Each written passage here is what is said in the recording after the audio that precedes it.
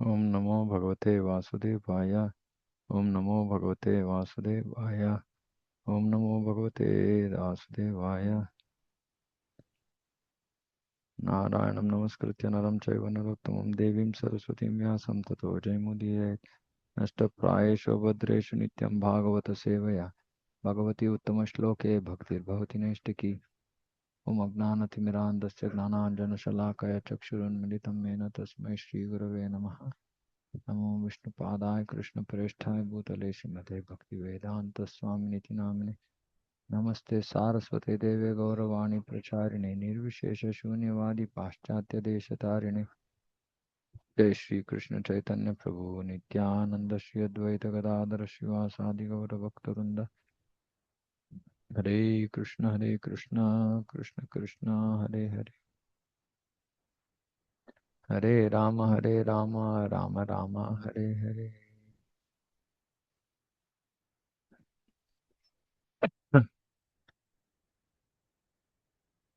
Srimad Bhagavatam, Canto 7, Chapter 5, Verse 52. धर्मम् अर्थं च कामं च नितरां चानुपूर्वशः प्रह्लादायोचतो योचतु राजन् प्रश्रिता वनताय च.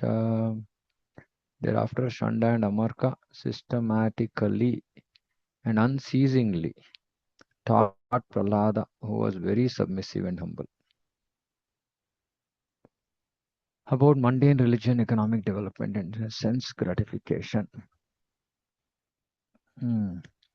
Very submissive and humble. The four processes for human society: dharma, artha, kama, moksha, and they culminate in liberation.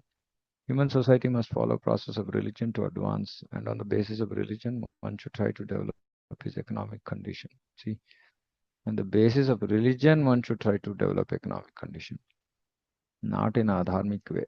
Hmm. So that he can fulfill his needs for sense gratification according to the religious rules and regulations. Again, all this are based on Shastra approved ways.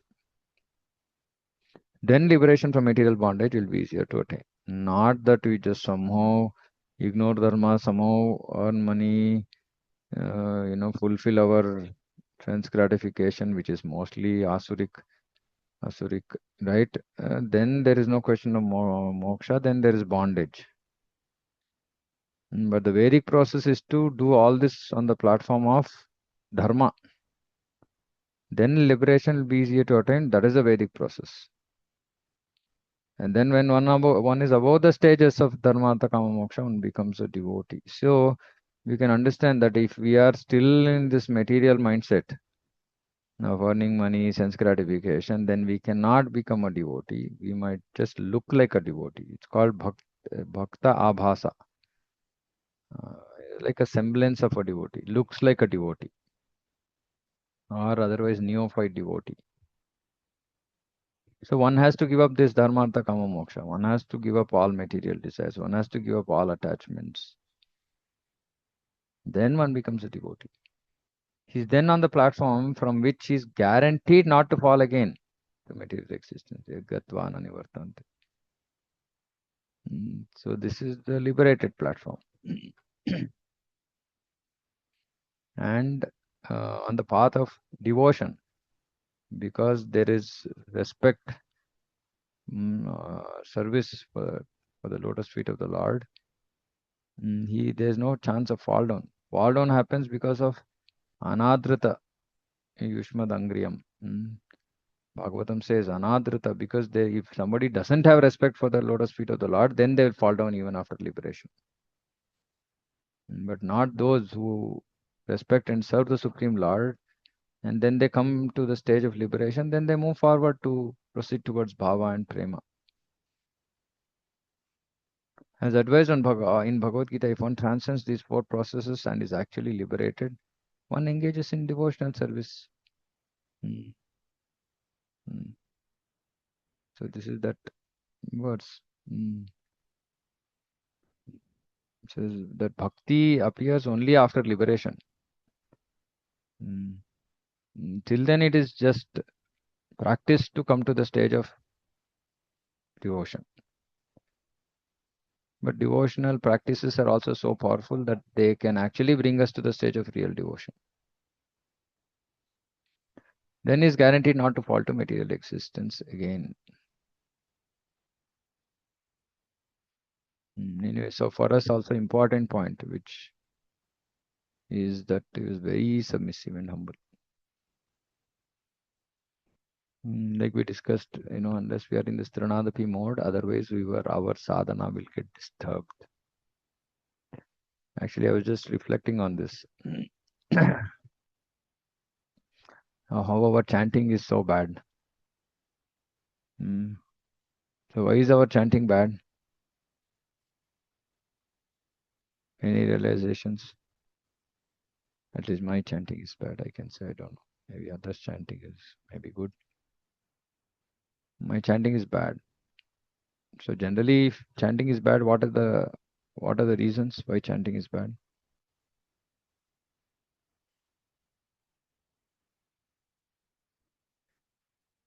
Pranam Prabhuji. Prabhuji, we are stuck in me and mind, like we are bothered so much about.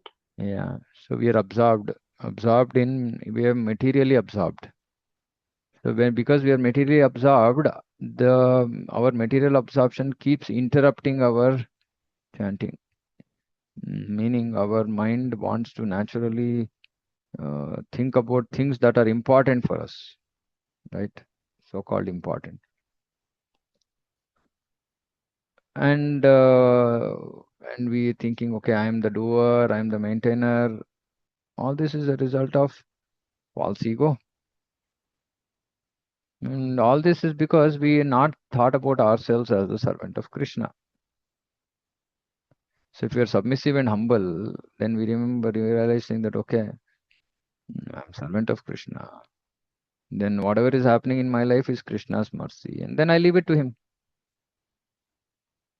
And also when we are in this mood of being a servant, then we will also desire to please the master. Otherwise, we are in our own independent mindset. Then we cannot make progress. Then we cannot do Kirtaniya Sadhari. Then we will always be Kirtaniya Sada material things. Always we are in the thought of material things. Mm. It is very, very important that at some stage in life, I'm repeating this again and again and again so that it becomes ingrained.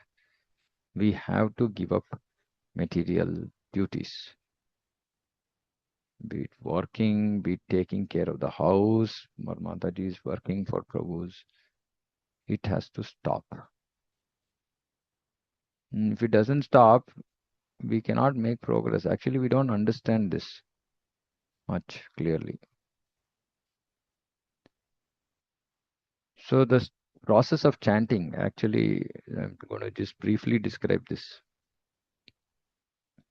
Process of chanting starts with Shravanam. Okay, we have to hear the name. And throughout, we have to chant clearly, pronounce clearly. That is the given. Then the first stage is hearing. If we are not able to hear because our mind is distracted here and there with material things, we cannot move to the next stage. There are multiple stages, 5 stages in chanting. We cannot progress to the next stage. We will be stuck in the preliminary neophyte stage of the stages of chanting.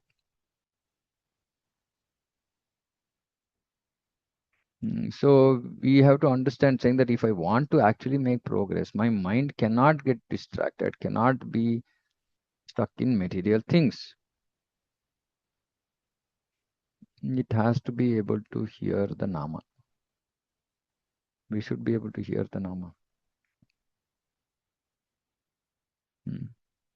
So if we think that our material life is so important, that we are the doers, we are the maintainers, and we are just all the time engrossed about thinking about those things, how can we hear the name? And if we can't hear the name, just imagine we are stuck in the first stage itself of chanting.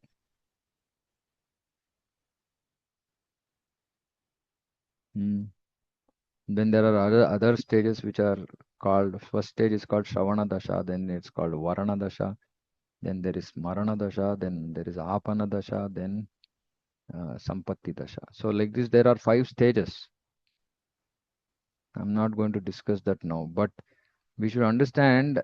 I'm just referencing that because we should understand by this inattentive chanting. Inattentive means what? It is not attentive. It doesn't, there is no attention to the nama. We're not hearing the nama. That is inattention. Where is attention? In material things. So we are stuck, which is why we have to wash off this material responsibilities so that these material thoughts stop bothering us. Fortunate are those devotees who, in the middle of all their material responsibilities, are still able to focus on the Nama. They're very fortunate. And for that also, the more the person is in Sattva Guna, the more easier it will be to focus on hearing. But if one is predominantly in Rajoguna or Tamoguna, then it becomes even more difficult. So material absorption has to go down.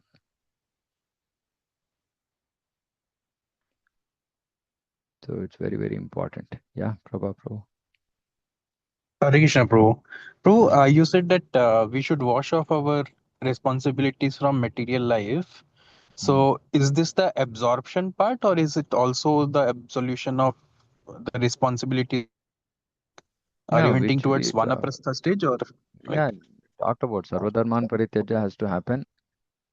If somebody can do without before entering Vanaprastha, if somebody can actually give up their, like I said, if somebody can come to the stage of goodness and therefore not so affected by their material responsibilities, and they're able to focus on the Nama, then they're very fortunate. Of course, we should try to do this. Like I was saying yesterday, this is our Sankalpa. Our Sankalpa should be that come what may, I will try to hear the Nama. Right? But inevitably it becomes challenge, especially modern life, city life is extremely full of challenges, difficulties, problems, one after the other. So it becomes difficult. And so absolutely vanaprastha is required, especially for city people. Mm, Right? For those who are, like I said, villages, mode of goodness, villages, of course, today villages are all more not in mode of, they're in mode of ignorance, drinking and meat eating and all that. But if somebody can come to the mode of goodness wherever they are, then it might be much easier. And anyway, somebody who's in the mode of goodness doesn't want to work all his life. So either way, the cutoff is has to be vanaprastha, right? But earlier the better. yeah, Earlier we are able to finish off our responsibilities, the better. But of course, we've talked about this. No running away once we have entered the ashram. If you want to run away, then ask your spiritual master. Otherwise, we just go on without attachment as a sense of duty, do our material duties and finish it off. Right. And that also is not like, oh, this is the last day of my, Grasta ashram. Till then, I'm deeply absorbed. From tomorrow, I will just cut off. That's not possible either. It's a gradual process. We have to see ourselves making progress. We have to see our detachments, our lack of attachment, more than detachment, lack of attachment to material things, and increased attachment to Krishna. And yeah, for all that, the key is to be submissive and humble, to consider ourselves worthless, to just throw ourselves at the lotus feet of Krishna and just completely depend on him. It's a very powerful process. Atma Nivedanam. Oh Krishna, I have to take care of my family, but I'm just completely dependent on you.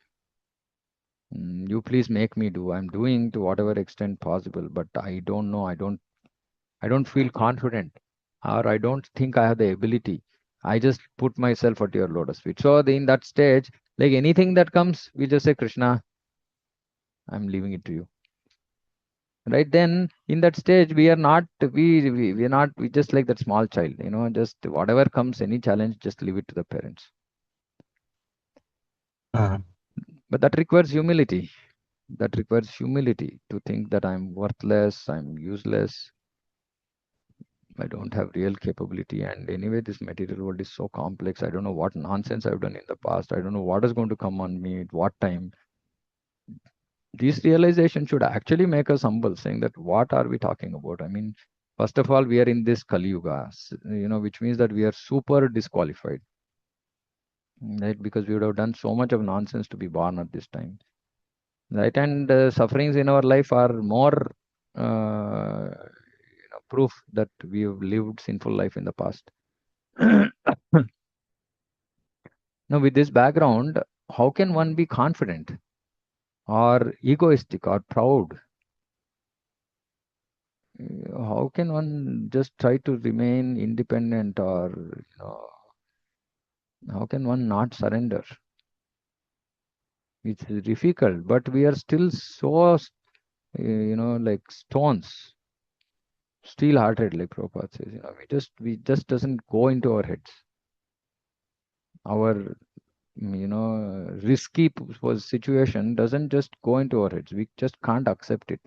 We can't understand it, how risky our situation is. And we still want to be doers. We want to be, we are proud of our situation. We are proud of what we are doing. We want to boss over others. We want to show that we are the best. But that's not going to help us make progress.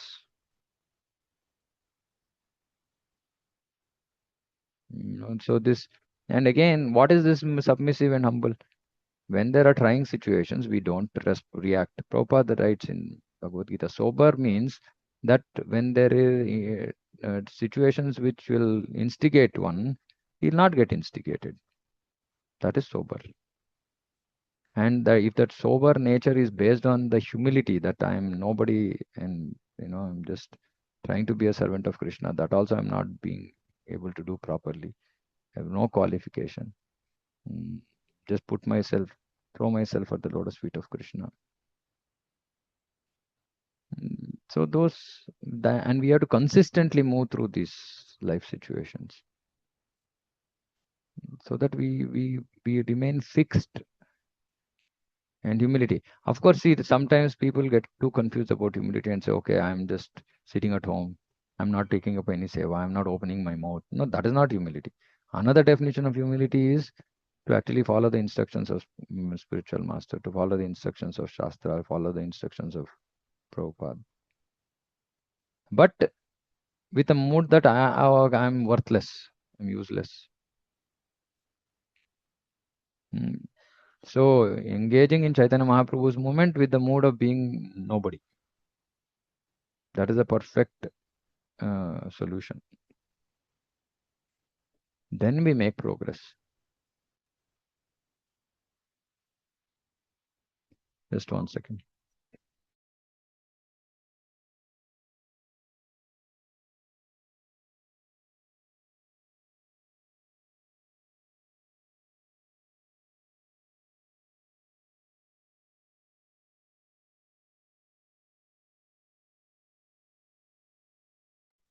Yeah, sorry. Yeah. Yeah, Pruji, one related question also. So you mentioned that we should hear the Harinam and not be in the material absorption.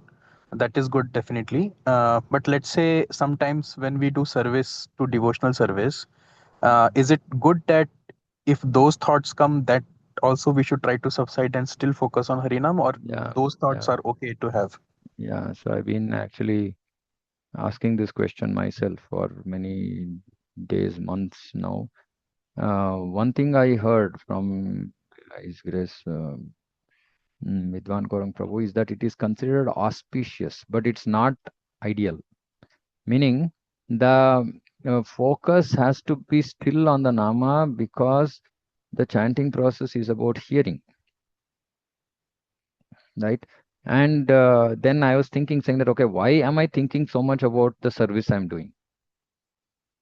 Why are we thinking about the service we are doing while chanting?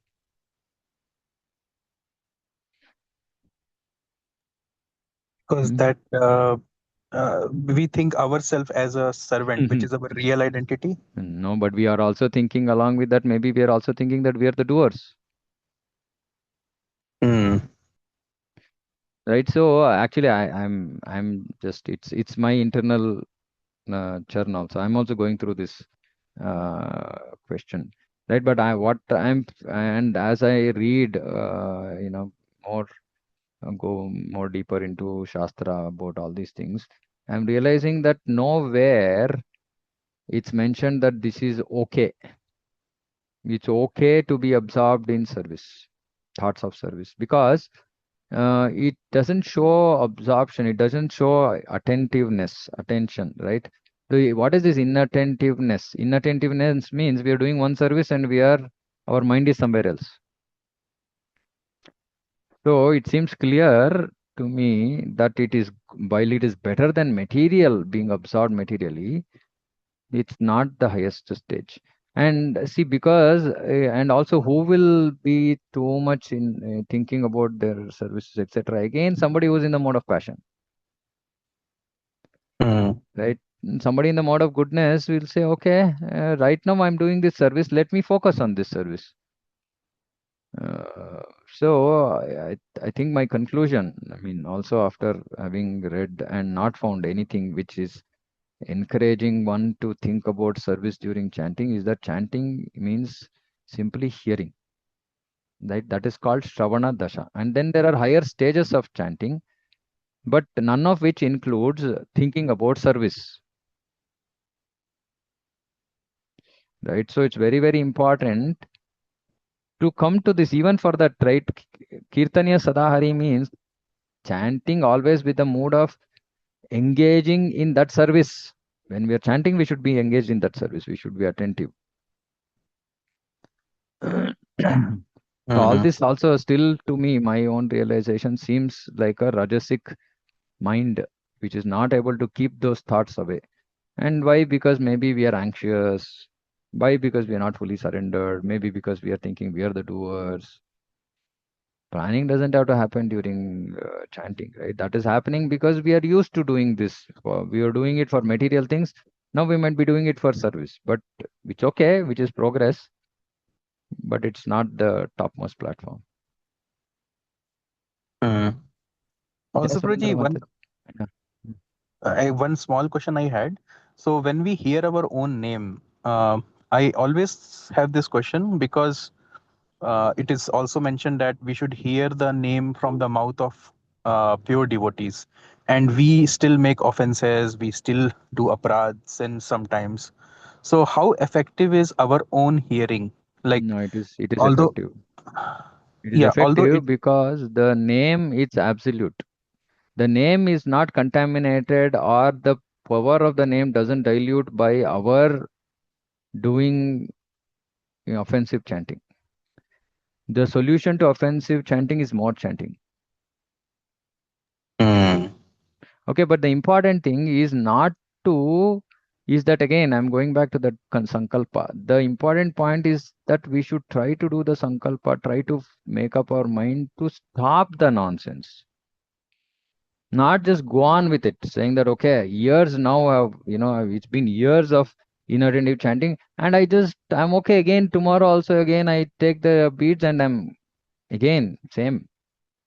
We should feel awful. We should feel horrible about ourselves. That we're just not putting any effort to stop the nonsense.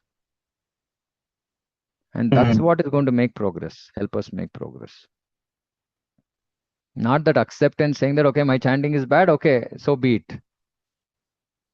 That is a loser attitude, Mm. right? We just not, what is the word? I mean, we are not, we are doing it mindlessly. As in, we just not even, we don't even know what we are doing when we are chanting. And if your mind is going here and there, and we are not even doing anything about it, we are not even trying to pull it back. And what are we doing? Wasting time. Actually, not just wasting time. Wasting time would have still been okay. We are offending Krishna. We are making him feel bad, right? So we have to be, that is the reason why we should hear. When we hear about these things, Otherwise maybe we are not thinking about it in a particular way, in the way we should be thinking. And when we hear from, Prabhupada and other realized devotees, then we realizing that, oh my God, what a bad thing I'm doing. I mean, how can I just offend Krishna like this? So maybe our heart will, maybe our conscience will wake up, or we might become a little bit more serious. But again, today we are serious, tomorrow again the dog's tail. So repeatedly, we should keep remembering these things. Yeah, Sumantra Mataji.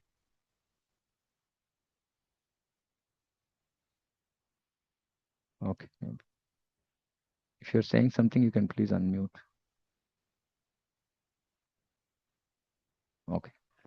Okay. Any other, anything else? Anybody? So this whole thing is connected, right? So, but all starts with this submissive and humble behavior. It's very, very important. Hare Krishna Prabhuji. Hare Krishna, Prabhu. No. Which Prabhu's question was there. I had a discussion with one of senior devotee Mhm. because for my chanting I was talking to him actually. Mhm. Then he said, Prabhu, one thing with your discussion I understand. When you're chanting, you go here in service, you have so many services. So first you have to come out from that thoughts morning when you're chanting, okay, my Yeah. service this, that, my temple there, this, that, things there. So until and unless you come out, only you have to hear Naam, that's all, nothing else. Yeah. Okay, Yeah. then Yeah. only your chanting will be improve actually. Yeah. Yeah. Yeah. Thank you, Prabhu. Yeah. Yes. Yeah.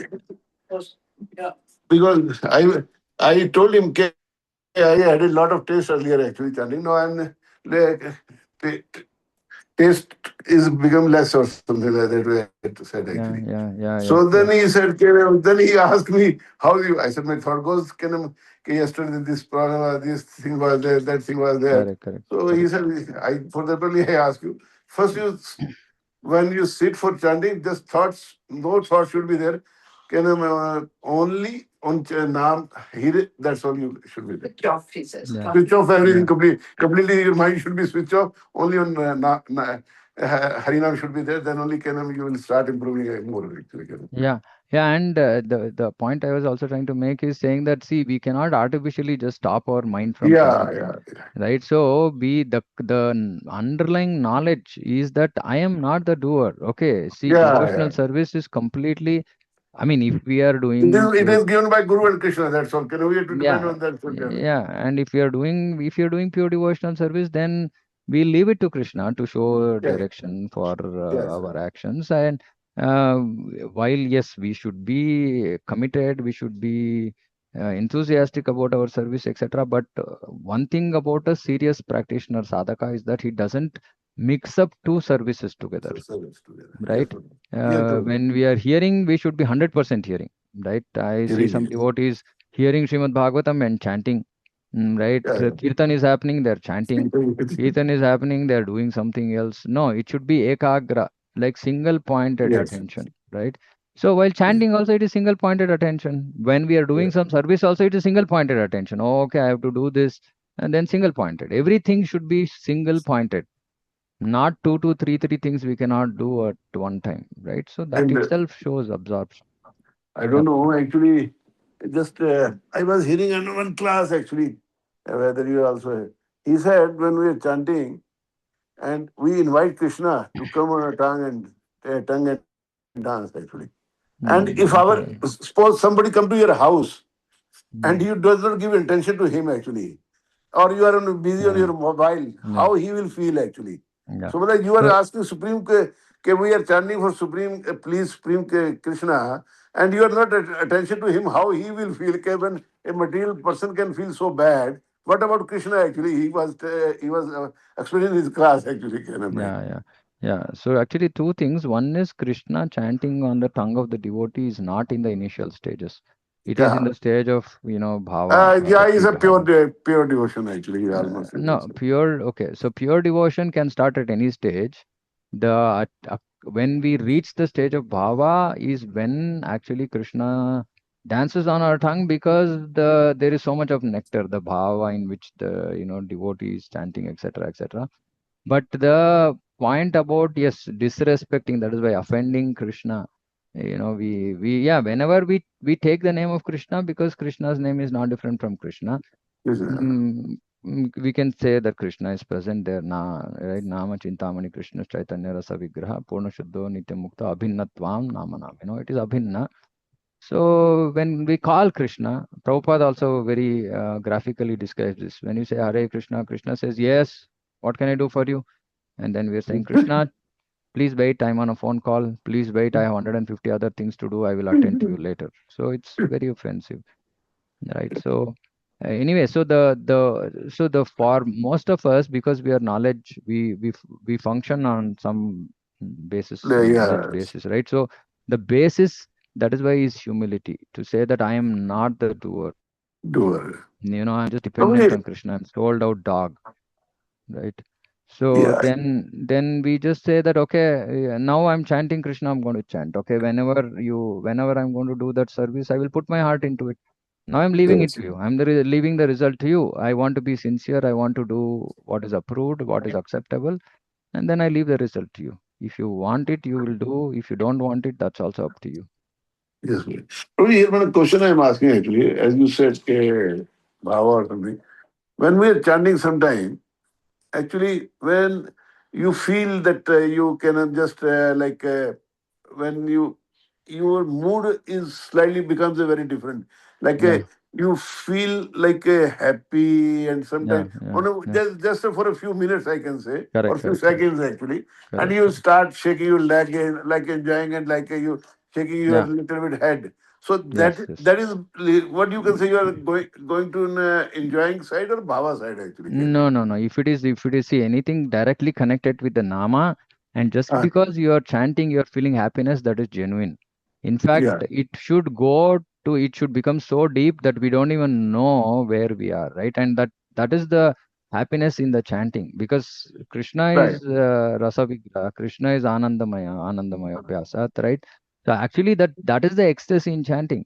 The ecstasy in Okay. chanting should not be, now it is intermittent. It will happen maybe once in, few Yeah, days, yeah. or, sometimes suddenly we'll It's be, very rare, very rare, very yeah, rare. very rare. When it happens, we should understand, saying that this is a trailer of Yeah, what is yeah, supposed to come in the future, right. right? And actually, when something like that is experienced, also normally devotees become very humble, because I'm not qualified. Why did Krishna give this mercy to me? Okay. Right? And then literally there should be tears in our eyes, which should make us more. It is like Narada Muni, actually, Acharyas describe this. Narada Muni, when he started his meditation on the form of the Lord in the forest, suddenly he saw his mind completely absorbed in the dhyana. He suddenly saw the Lord in his heart, right? And then suddenly he vanished, and then there were tears in his eyes, right, saying that, I'm not able to see. So actually, it has to trigger humility in us, saying that, oh, such an exalted, it's an exalted experience. It's not that but if we think that, if mundane thoughts come to our mind, then we will lose it, thinking that, oh, I am doing it, oh, my chanting is so good and all that. But if we can just remain there in that mood, and immediately thought should come to our mind, oh, Krishna is so merciful. Why did Krishna bestow this mercy on me today? Right? And that humility has to actually increase, and our eagerness also has to increase. Can I again experience this? Can I again chant like this, in a stage where but some notes of caution here. Sometimes devotees just make it a habit to just like keep, nodding their heads, or, moving their legs, etc. That is not equivalent. Like what Prabhu said was about, suddenly you feel that happiness, you feel some happiness in your heart, and then you go with that happiness. It's almost like, it's like Krishna's flute is playing and you're dancing to it, right? So that is very natural. But I see most devotees are like sitting and chanting and they're nodding from this side to that side, this side to that side. That is mostly to prevent themselves from falling sleepy, I think. It's just, but yeah, when you experience bliss and you will feel that happiness, when the real happiness is experienced, you feel calm, you feel serene, you don't feel like talking to somebody, you don't feel like talking to anybody. You just feel like, just leave me alone. I just want to remain in this, in that mood, in that feeling, that experience, right? And that's real. That's real. But yeah, Prabhu. Thank you, Prabhuji. Hare Yeah, Krishna. Hare Krishna, Hare Krishna. Thank you, Anukul Prabhuji, for telling that experience. I think it's very helpful. Prabhuji, one more thing I just wanted to ask. So, just wanted to understand if that is beneficial. So, should we also hear pure devotees chanting like Prabhupada chanting to improve the quality of chanting, or that is not required? Just Yeah. more chanting is enough. No, more chanting is enough. See, the chanting with Prabhupada is recommended also in initial stages because our chanting will be so bad, right, to bring us on track. Right, but if we are chanting with like Prabhupada's dhun also it's almost like we are sitting in the midst of devotees and we are chanting, and Prabhupada is also, I mean, like we are also Yeah. sitting with Prabhupada and chanting. If Prabhupada's chanting is just like that to a side, as in, not like sometimes devotees stop their own chanting and simply hear Prabhupada. No, that's not acceptable, right? So we can have Prabhupada's chanting, provided we still have to remain. See, it's like this. Okay, let me explain like this. Initially, when we come to when we start the process of chanting, we are so distracted, we are so sleepy, we are so this, we are so that, we don't know, and we might just be feel happy just hearing somebody else chanting, right? That's okay, but eventually we start our own process of chanting. Words and nama comes out of our mouth, and at that time we should actually try to hear our own chanting. It's not like I'm chanting and I'm hearing my neighbor. I'm trying to hear my neighbor. No, that's not correct. We have to Mm. chant because the mind has to be fixed on this process, right, of me chanting and me hearing. It's my service, right? Of course, if we are fortunate that the chanting of a pure devotee falls into our ears, we can become more absorbed. So the result is that finally we become fixed in our own chanting, right? If that was the case, then Prabhupada would have recommended us to actually chant with him, but he never said that. Mm. Right, so we should not be, these are all helpful, but we should not think that this is the ultimate.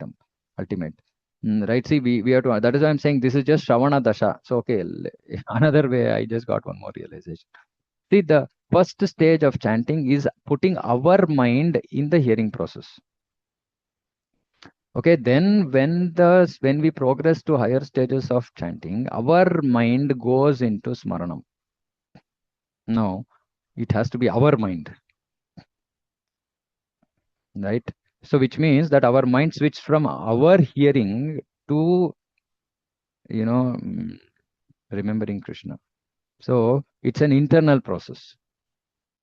The process is not Right. external, right? It's not connected to, if I'm now focused on hearing somebody, then I might just remain fixed on hearing him. But now then I will not be able to go to the next stage, which is smaranam, which happens automatically. But it's an internal process within my subtle body. I don't know if that explains, but yeah, Yes, it's Prabhuji, it it's a, it's a explains. Yeah. personal process. It's a personal process. It's the service. Yeah.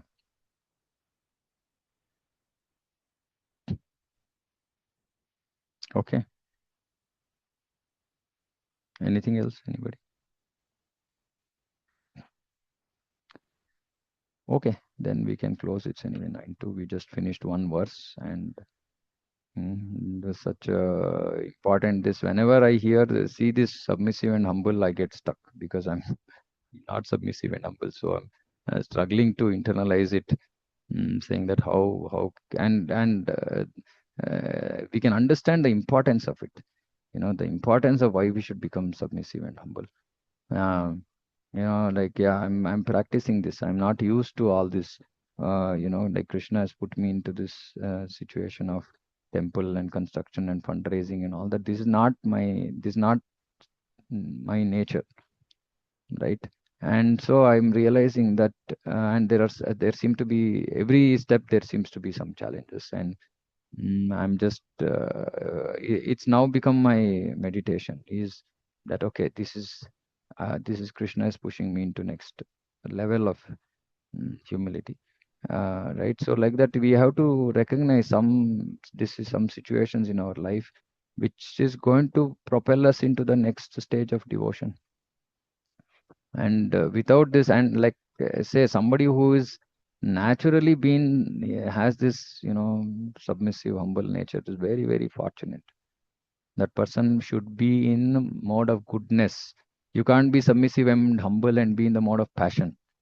Then it's some show or some mix up somewhere, right? Somebody who is genuinely in the mode of humility, he will be genuinely in the mode of goodness,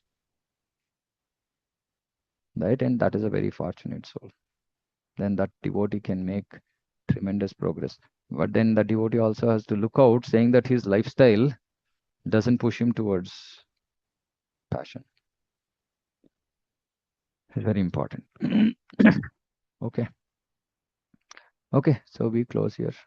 Srimad Bhagavatam ki jai, Jagat Guru Srila Prabhupada ki jai. Vancha kalpatarubhyascha kripa sindhubhyo cha patitanam bhavanebhyo vaishnavebhyo namo namaha. Ananta koti Vaishnavandi ki jai, Samaveta Gaura Bhakta ki jai. Hare Krishna. Hare Krishna, Prabhuji. Pranam.